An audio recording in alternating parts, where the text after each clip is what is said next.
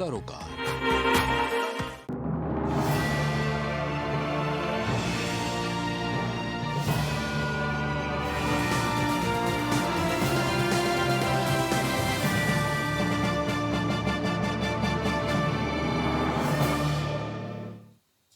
नमस्कार, आप देख रहे हैं प्राइम टीवी और मैं हूं आपके साथ मुस्कान अजमानी। बुलेटिन की शुरुआत करेंगे इस वक्त की बड़ी खबर के साथ, जहां शाहजहांपुर में सामाजिक सरोकारों से जुड़ी संस्था कर्मज्ञ ने आर्य महिला डिग्री कॉलेज परिसर में रक्तदान शिविर लगाया है। इस पुनीत काम में कर्मयोगियों ने सहभागिता की। वही शिविर का शुभारंभ प्राचार्य डॉक्टर सुनीता जैसल ने की है। साथ ही संस्थापक सदस्य अभिषेक खंडेलवाल और संयोजक नरेंद्र मिड्डा ने लोगों को प्रेरित किया। इस शिविर में संजीता अवस्थी, संजीव मिश्रा और अमित लाल भी मौजूद रहे। समापन पर संयोजक नरेंद्र मिड्डा ने सभी का आभार भी व्यक्त किया है। करते थे 26 जनवरी और 15 अगस्त। हमने सबसे बड़ा टारगेट अचीव किया है 250 यूनिट का एक दिन में। इसके लिए हमने 1000 आदमी से प्रयास किया, अलग अलग जाके तो लोगों से मिले थे। वो हमारा उत्साह आज तक बना हुआ है और अब हम हर साल कम से कम 4 कैंप करते हैं। 15 अगस्त, 26 जनवरी, 2 अक्टूबर, ये तो हमारे फिक्स है।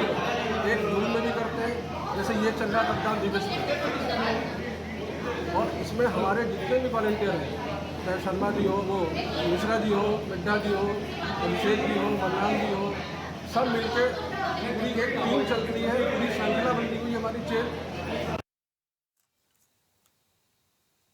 खबर मैनपुरी से है, जहां शीतला माता मंदिर परिसर में बने कादम्बरी रंगमंच के पंडाल पर केंद्र सरकार के 9 साल पूरे होने के उपलक्ष्य में एक जनसभा का आयोजन किया गया, जिसमें मुख्य अतिथि के रूप में सतीश पूनिया, पूर्व प्रदेश अध्यक्ष और विशिष्ट अतिथि कैबिनेट मंत्री ठाकुर जयवीर सिंह ने कार्यक्रम का शुभारंभ किया।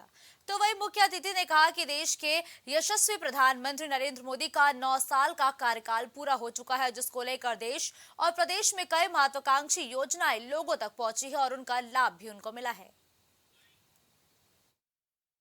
अमेठी में और नेहरू गांधी खानदान का पत्ता नहीं हिलता और उनकी लगातार विरासत को लोग तिलक लगाएंगे, लेकिन हमारी एक सामान्य सी नेता ने ऐसा खदेड़ा कि राहुल गांधी को केरल में जगह मिली। मुझे लगता है कि मैनपुरी की जीत भी कोई दिवा स्वप्न नहीं है। हम लोग एक समय जीत के हार के अंतर को लगातार कम करते हुए नज़दीक पहुँचे। मुझे लगता है कि अब ये केवल मिथक नहीं है। जहाँ हमारी जो कमज़ोर सीटें जिसमें हम हारे, और मुझे लगता है कि जिस तरीके से पार्टी ने जेपी नड्डा जी के नेतृत्व में रणनीति बनाई है, यहाँ के सब लोग लगेंगे। तो ये तो वही लखनऊ के जिलाधिकारी सूर्यपाल गंगवार ने मेधावी छात्र छात्राओं को सम्मानित किया है। कलेक्ट्रेट सभागार में जिलाधिकारी सूर्यपाल गंगवार की ओर से 21 मेधावी विद्यार्थियों को सम्मान के साथ ही प्रशस्ति पत्र और टैबलेट देकर सम्मानित किया गया है। 6 राज्य स्तरीय टॉप करने वाले और 15 जनपद स्तर पर टॉप करने वाले मेधावियों को सम्मानित किया गया। इस दौरान 6 राज्य स्तर पर टॉप करने वाले मेधावियों को 1 लाख रुपए का पुरस्कार और एग्जाम वॉरियर पुस्तक पत्र देकर सम्मानित किया गया है।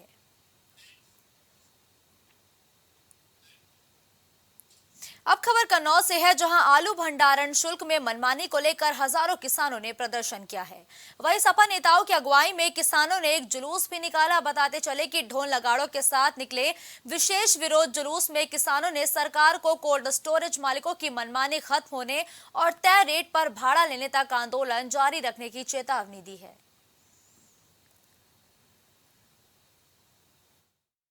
लागू किया था 260 रुपया ऊर्जा का, 230 रुपया कुंतल आलू सामान्य खरीदा जाएगा।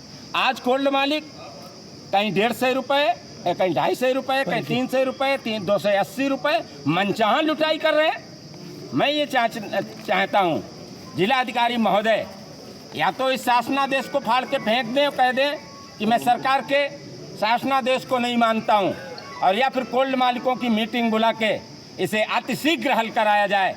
हम किसान के बेटे हैं, नेता बाद में हैं। किसानों के अन्याय के खिलाफ लड़ाई लड़ेंगे जब तक इस जिस्म में ये नेताओं जनता के लिए खून है, लड़ेंगे। मैंने पहले ही कहा, हर जोर जुर्म की टक्कर में संघर्ष हमारा नारा है।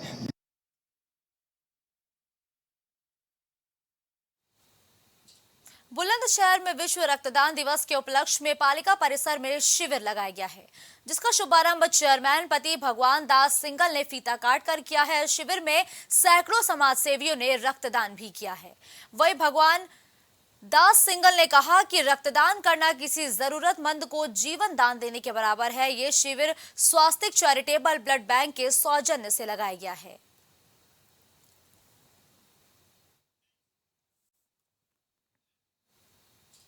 अब खबर सहारनपुर से है, जहां पुलिस ने एक ऐसे मामले का पर्दाफाश किया है जिसमें एक मृत आदमी की फर्जी तरीके से 1 बीघा जमीन बैनामा करके अपने नाम कर लिया गया है। इसकी कीमत 25 लाख रुपए है, जिसमें पुलिस ने 3 जालसाजों को गिरफ्तार कर लिया है और ये पूरा मामला सहारनपुर के थाना कुतुबशेर क्षेत्र के इस्माइलपुर गांव का है। वही लोगों ने इस पूरे मामले से पुलिस को अवगत कराया। पुलिस ने इस पूरे मामले का खुलासा करते हुए मुख्य आरोपी ग्राम प्रधान सुखबीर और 2 साथियों को अब गिरफ्तार कर लिया है। तो एक फर्जी प्रतिबंध खड़ा किया गया और इस गिरोह ने उस प्रतिबंध को खड़ा करके उस जमीन का बैनामा कर दिया और उसके बाद जो वहाँ पे जैसे कब्जा कर लिया था वो अवैध तरीके से वहाँ पे उसने कब्जा करके वहाँ पे रह रहा था। इसकी जैसे ही सूचना पुलिस को मिली, इसमें FIR पंजीकृत हुई और पूरे गिरोह का नामकरण किया गया। इसमें 3 मेन लोग जो कल्प्रिट हैं जिन्होंने वहाँ पे कब्जा कर लिया था, जिनके नाम पे जो क्रेतागढ़ थे, उनको पकड़ लिया गया है और इसमें मेन जो मास्टरमाइंड था ये पप्पू प्रधान, ये इस्माइलपुर गांव है, इसका प्रधान है और इसी के द्वारा ये पूरी डील बनाई गई थी। इसी के जो रिश्तेदार हैं क्रेतागढ़, उन्होंने जो पूरी डील बना के पूरी प्लानिंग करके पूरी कॉन्स्पिरेसी बनाकर उनको बिकवा दिया था और उस पर कब्जा कर लिया था।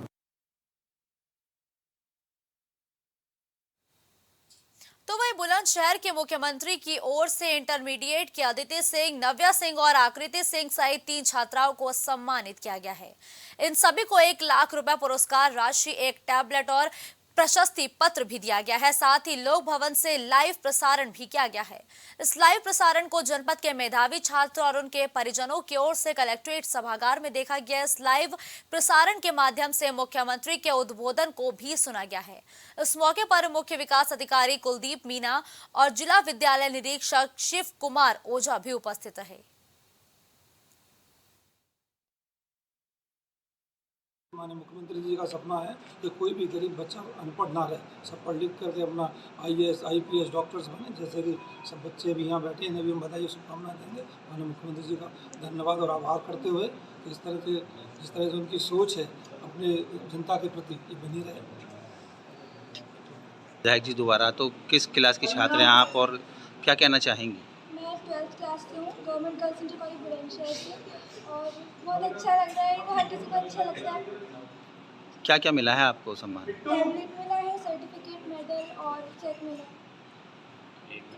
और मेरे टीचर्स को, मेरे पेरेंट्स को, हमारे डायरेक्टर सर, मेरे पापा, मेरी मम्मी, सबको जाता है। दे और work very hard for me. कितने का चेक मिला? 21,000। और क्या क्या मिला है आपको? And I got a medal and a tablet also with a certificate. और शिक्षक बच्चों के लिए क्या कहना चाहेंगे? So for my all dear companions, for आपके लिए मैं बस इतना कहना चाहूँगी, work hard always pays off. Thank you. Okay. मेरी अच्छी परसेंटेज आने के कारण मुझे सम्मानित किया गया। मेरी मेहनत के लिए मुझे सम्मानित किया गया है और मुझे टैबलेट दिया गया और 1 लाख का चेक दिया गया। किस क्लास की छात्र हैं आप? मैं इंटरमीडिएट की छात्र हूँ। कौन सा स्कूल है आप? त्रिवेणी दत्त ब्रह्मचारी, सरस्वती विद्या मंदिर, दवाई बना। विधायक जी द्वारा सम्मानित किया गया है, कैसा महसूस कर रहे हो, क्या कहना चाहोगे?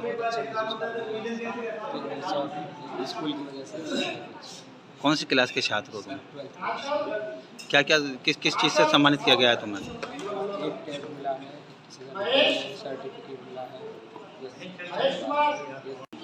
जो हमारी मेहनत है उसका फल मिला है। मेहनत ही सफलता की। कौन सी क्लास और कौन से स्कूल में? मेरी 10 हाई स्कूल में और मेरे स्कूल का नाम बाबूराम श्याम देवी कन्या इंटर कॉलेज कपूर है। बेटे कितने परसेंट आए हैं? मेरी 95.67% आए। क्या क्या चीज़ आपको सम्मान के तौर पर मिली है? मुझे एक प्रशस्ति पत्र मिला है और एक मेडल मिला है और एक टैबलेट और अमर उजाला की तरफ से एक मेडल और एक पत्र मिला है। और पैसे वगैरह भी कुछ? यस सर, मुझे 21,000 रुपये मिले। बड़े होके क्या बनना चाह रहे हैं? सर बड़े होकर मुझे यूपीएससी क्लियर करनी है, IAS करना चाहती हूँ। बहुत तो वहीं अंबेडकर नगर में रक्तदान दिवस के मौके पर जिला अस्पताल में रक्तदान का कैंप लगाया गया, जिसमें जिलाधिकारी सहित विकास भवन के सीडीओ अन्य अधिकारीगण भी मौजूद रहे हैं। सभी ने रक्तदान दिवस पर बढ़ चढ़कर हिस्सा लिया, जिसमें जिला अस्पताल में ब्लड की कमी न रहे। इस मौके पर जिलाधिकारी अविनाश सिंह ने दीप प्रज्वलित करते हुए कार्यक्रम को आगे बढ़ाया और कार्यक्रम में लोगों से अपील की है कि वो भी बढ़ चढ़कर हिस्सा लें। सीडीओ साहब के साथ विश्व रक्तदाता दिवस पर जो हमारा डिस्ट्रिक्ट हॉस्पिटल है वहाँ पर जो ब्लड डोनेशन कैंप लगाया गया है, उसी के कैंप पे हम लोग आए हुए हैं। यहाँ पर अभी तक जो करीब 48 के करीब लोगों ने अपना जो ब्लड डोनेट किया है और निश्चित रूप से शाम तक की संख्या काफ़ी बढ़ जाएगी। और इस मौके पर क्योंकि यहाँ पर बता रहे हैं कि 300-350 यूनिट की जो है मंथली ज़रूरत पड़ती है, तो उसके हिसाब से हमको प्रयास करना होगा कि इतना हम अपने यहाँ ब्लड जो है सेफ रखें। जिससे बता रहे कल रात भी कुछ ओ पॉजिटिव की ज़रूरत पड़ गई थी, तो उसमें कुछ दिक्कतें आई थी। उसके बाद हमारे ब्लड डोनेशन कैंप पे इतना ब्लड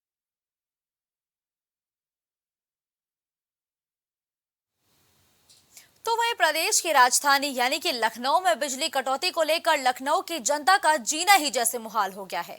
इसी को लेकर प्राइम टीवी के संवाददाता रितेश श्रीवास्तव ने लखनऊ के जानकीपुरम स्थित विद्युत उपकेंद्र पर बिजली कटौती का जायजा लिया और जनता की राय भी जानी है। बिजली का बिल जमा करने आए उपभोक्ताओं ने बताया कि इस समय बिजली कटौती से सभी लोग ग्रसित हैं और सभी काफी ज्यादा परेशान भी हैं। बिजली कटौती को लेकर के उत्तर प्रदेश सरकार पूरी तरीके से सतर्कता बनाई हुई है और एक नया तरीका निकाला है बिजली चोरी का।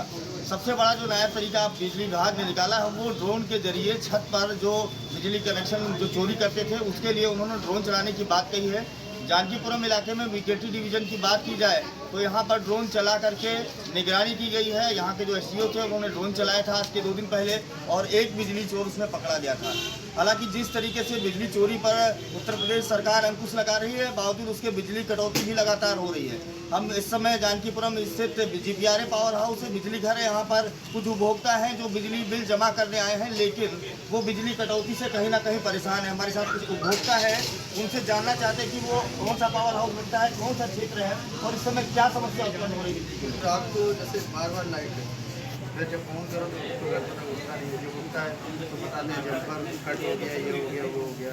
मतलब कभी कभार क्या होता है 2 बजे लाइट जाती है, 4 बजे आ रही है, 6 बजे आ रही है, तो रात मतलब बहुत दिक्कत वाली होती है। दिन में तो खैर बाहर रहते हैं तो इतना पता नहीं होता, लेकिन रात को बिजली की कटौती होती है। तो सूचना देने पर क्या व्यवस्था की जा रही है? व्यवस्था फिर बोलते हैं कि 10 मिनट में सही करवा रहे हैं, तो कभी कभार हो भी जाता है, ऐसा नहीं है, और कभी कभार नहीं होता है, कभी लंबा टाइम। कितनी देर तक लाइट कटौती हो रही है? ये समझ लीजिए सर, मतलब आती जाती रहती है इस टाइप से। ये लाइट कहीं ना कहीं फ्लक्चुएट कर रहा है, बराबर लाइट कटने का सिलसिला जारी है। कल की अगर बात की जाए तो 27,000 से ज़्यादा मेगावाट की खपत दर्ज की गई थी सोमवार को।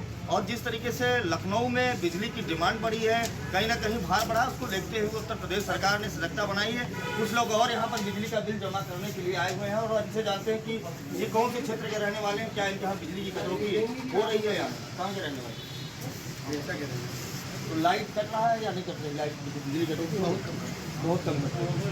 तो कुछ उपभोक्ता ऐसे भी हैं जहां पर विद्युत कटौती नहीं हो रही है, वहां पर व्यवस्थाएं ठीक है, लेकिन कुछ लोग ऐसे हैं जहां पर कुछ व्यवस्थाएं बिगड़ी हुई हैं, चरमराई हुई बिजली की। जैसे अभी राजाजीपुरम की बात की जाए तो राजाजीपुरम में बिजली रात भर नहीं आई थी, वहाँ पर प्रदर्शन किया गया था। प्रदर्शन के बाद वहाँ पर जो अधिकारी थे मौके पर पहुँचे थे, संबंधित थाना भी पहुँचा था और हल्का बल प्रयोग के लाठी चार्ज करके वहाँ पर से जो प्रदर्शनकारी थे उनको हटाया गया था। तो फिलहाल बिजली की व्यवस्था जस की तस बनी हुई है। कुछ लोग और जुड़ने की कोशिश करते हैं, देखते हैं कि यहाँ पर क्या व्यवस्था है। लाइट आप यहाँ आपके क्षेत्र में रेगुलर लाइट आती है, कौन सा पावर है आपको? तो समय से लाइट आती है, वो कट रही उस समय। तो बहुत सारे ऐसे जो उपभोक्ता हैं जिनको विद्युत की समस्या हो रही है इस समय, लाइट फ्लक्चुएट कर रहा है, क्योंकि जिस तरीके से तापमान बढ़ा वो कहीं ना कहीं चिंता का विषय बना हुआ है। तो वहीं मुरादाबाद में पति पत्नी ने खुद को एक ही गोली से दोनों को निशाना बना लिया। ये मामला पारिवारिक कलेश के चलते सामने आया। वहीं एसपी देहात संदीप कुमार मीणा ने बताया कि दोनों पति पत्नी के बीच विवाद रहता था। आए दिन पति पत्नी के बीच तनाव रहता था। दोनों के पास 4 बच्चे थे। देर रात दोनों पति पत्नी के बीच झगड़ा हुआ था, जिसके बाद पति अनेक पाल ने पत्नी को गले लगाकर एक देसी तमंचे से गोली मार दी। घायल अवस्था में दोनों को अस्पताल में ले जाया गया, जहां दोनों की मौत हो गई और मौके पर पुलिस पहुंची और मामले की जांच पड़ताल में जुट गई है। वहीं पुलिस ने दोनों ही शवों को कब्जे में लेकर के पोस्टमार्टम के लिए भी भेज दिया है।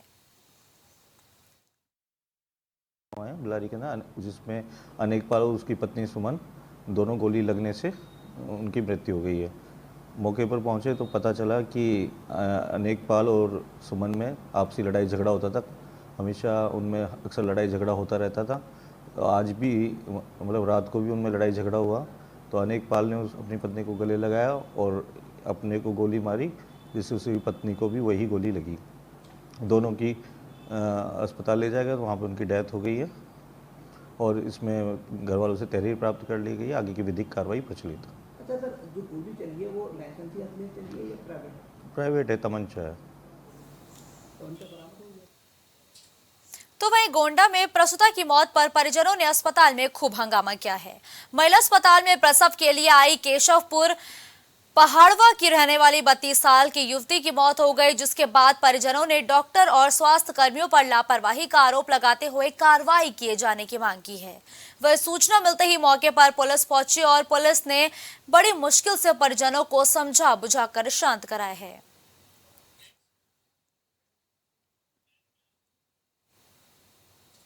अब खबर फरीदाबाद से है, जहां एक होटल के कमरे में संदिग्ध हालातों में एक युवती की लाश बरामद हुई है।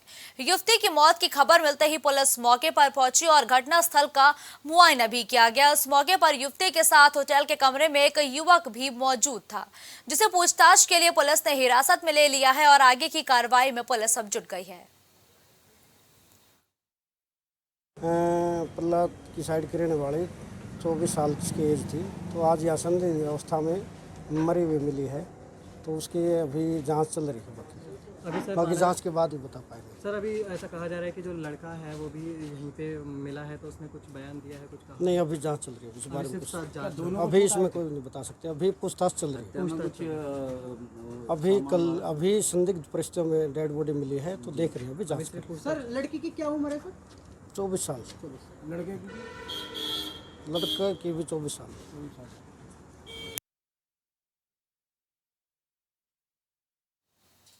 खबरों का सिलसिला यूं ही जारी रहेगा। देश और दुनिया की तमाम बड़ी खबरों के लिए आप देखते रहिए प्राइम टीवी।